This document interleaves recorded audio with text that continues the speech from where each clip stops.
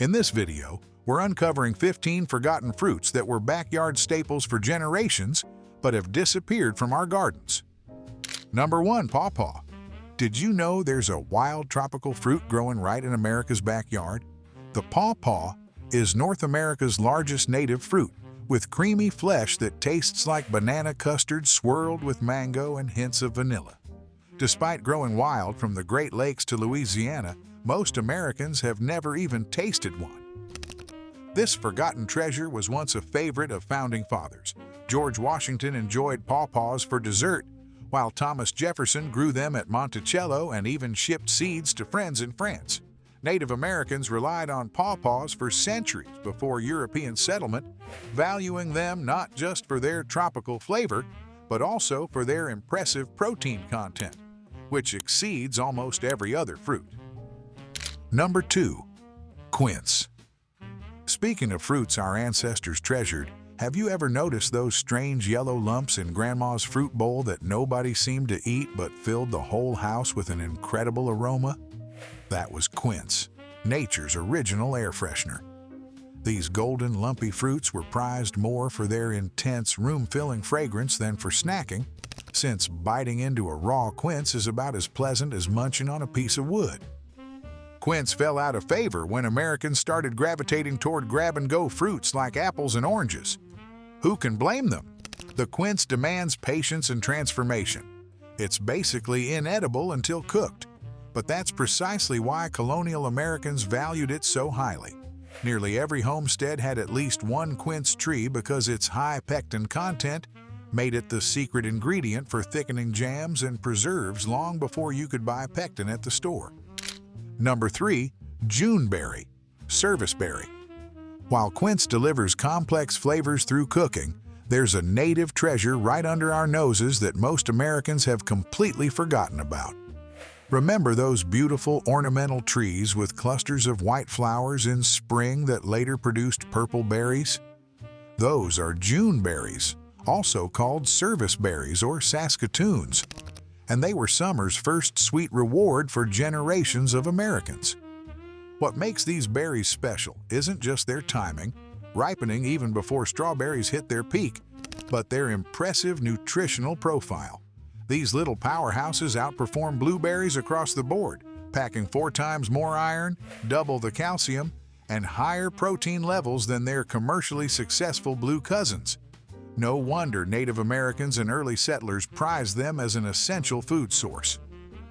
Number 4. Medlar. After the instant gratification of Juneberries comes a fruit that tests your patience in the most unusual way.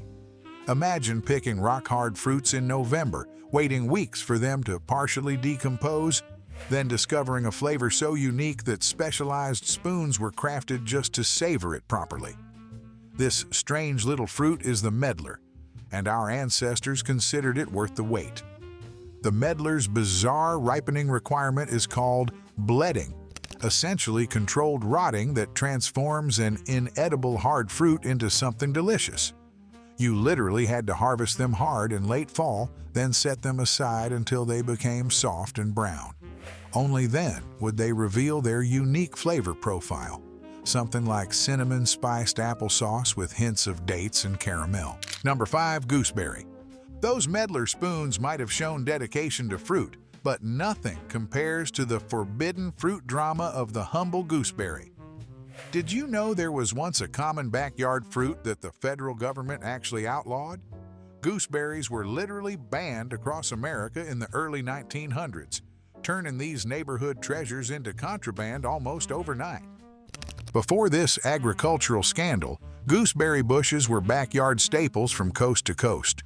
Families didn't just grow them casually, they competed fiercely at county fairs to show off their biggest and best berries. These competitions weren't just friendly neighborhood rivalries, they were serious business that highlighted just how culturally significant these tart treasures had become. Number 6. Persimmon. Unlike gooseberries that faced government prohibition, persimmons fell from favor through a different kind of misunderstanding. Ever bite into a fruit that instantly turned your mouth inside out? For generations of curious American children, The unripe persimmon delivered an unforgettable punishment that often prevented them from discovering one of nature's most extraordinary sweet rewards. The intense astringency in unripe American persimmons comes from high levels of tannins that create that mouth-puckering sensation.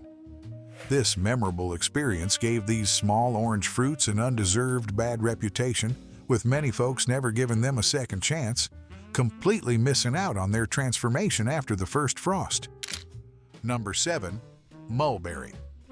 If persimmons were the fruit that taught us patience, mulberries were nature's lesson in abundance. Remember those mysterious purple stains on sidewalks and driveways every summer? That wasn't some strange chemical spill.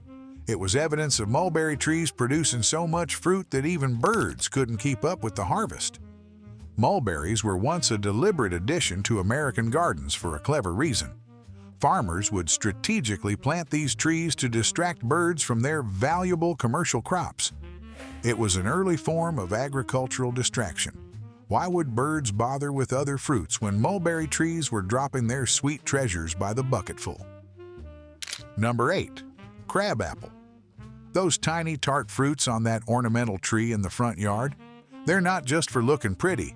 While modern homeowners may view crabapples as merely decorative spring bloomers, your grandparents knew their true value was hiding in the jelly cupboard. Think about it. Why would every old homestead have a crabapple tree tucked somewhere on the property? These small, intensely flavored apples pack a secret superpower that Grandma relied on. They're absolutely loaded with natural pectin. Before those little boxes of commercial pectin-lined grocery store shelves, pioneer women carefully harvested and saved their crab apples specifically for mixing with other fruits that refused to set properly on their own. Number 9. Currant. If Grandma's crab apple jelly was her pride, then the mysterious disappearance of currants from American gardens was her heartbreak. These glossy berries once graced nearly every backyard plot, until they suddenly vanished in the early 1900s. What happened? The federal government actually banned them. Currants, like their cousins gooseberries, were believed to spread white pine blister rust, a disease threatening the lumber industry. This well-intentioned but heavy-handed approach essentially erased currants from American food culture for generations. This ban was particularly devastating to immigrant families who had carefully transported currant cuttings across the Atlantic. For European settlers, these berries weren't just for jams and desserts, they were medicine. Black currants pack an incredible nutritional punch with 4 times more vitamin C than oranges, making them crucial for winter health long before you could pop a vitamin pill. Number 10. Mayhaw. While currants were banned by a federal decree, Mayhaws demanded something entirely different from their devoted collectors: the courage to wade into murky southern swamps. Would you trudge through knee-deep water, dodging alligators and enduring soggy socks, just for the chance to make the perfect jelly? For generations of families across Louisiana, Mississippi, and Texas, these small red berries were absolutely worth getting your feet wet. Unlike their commercially grown cousins, Mayhaws thrived exclusively in wetland environments where few dared to venture. Spring harvesting expeditions became family traditions, with grandparents teaching children how to spot the bright red treasures hanging from branches above swampy waters. As wetlands were increasingly drained for development, these wild harvesting traditions began to disappear, along with the Mayhaw's natural habitat. Number 11. Elderberry. While Mayhaws demanded swamp excursions to harvest their treasures, your grandparents likely had another medicinal powerhouse growing just outside their back door. Those clusters of tiny dark berries hanging from elder shrubs weren't just for pies and wine. They were your family's first line of defense against winter illness long before pharmacies stocked cold medicines. When fevers threatened and coughs settled in, Grandma didn't rush to the drugstore. Instead, she reached for her homemade elderberry syrup, a deep purple elixir that generations trusted. As commercial medicines gained popularity in the mid-20th century, this backyard pharmacy gradually disappeared from American health routines, too medicinal to be considered just food, yet too culinary to be taken seriously as medicine. Number 12. Sand plum. While elderberry showed its medicinal strength, the humble sand plum earned its reputation through sheer resilience.